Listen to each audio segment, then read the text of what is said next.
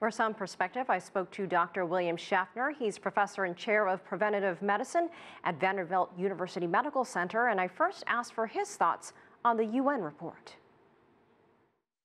Well, it's very, very exciting, of course, because we started at really a very, very low position. We've made enormous progress around the world. However, that's only about half the people who really need the treatment. And so we have to keep going. Countries such as China have to make even larger efforts to reach everyone. And even here in the United States, we need to reach out, make those diagnoses earlier, bring people into treatment, and make sure that the resources are there to provide the treatment and support for these patients. You mentioned China. The UN has recognized China's progress in tackling the issue from the very top of the government and its efforts in combating HIV/AIDS by contributing to programs around the world. How important is it for world leaders to be invested in this fight? Without the leadership, without their determination, their acknowledgement, it's very difficult to do this from the ground up. So China's position has now become very enlightened. They're working within China and reaching out and helping the world's community do this. Now, I just said we need to do more, and those resources and that determination must continue. But with greater access to treatment and more effective drugs, are we any closer to a vaccine or a cure?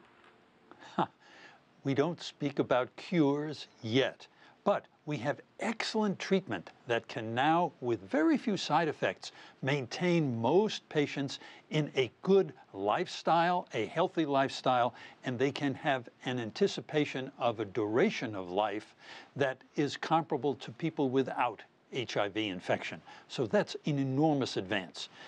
The vaccine work continues. We ran into some bumps in the road. Things that we tried didn't work. We were in kind of the doldrums for a while, but the determination has come back. The lights are on in the research laboratories at night. So let's keep both our fingers crossed, a smile on our face, and keep supporting those investigations, because we'll need a vaccine eventually to curtail the continuing spread of HIV. Now, Dr. Schaffner, UNAIDS says that it is on track to reach its target of 30 million people on treatment by the year 2020. That's not too far from now.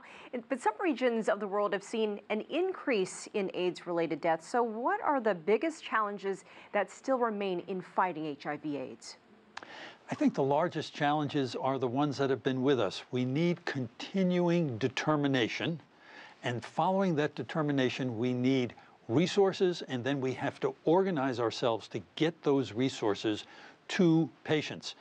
In many places of the world, and essentially everywhere, HIV still is associated with stigma. So people who might be infected do not come forward for treatment.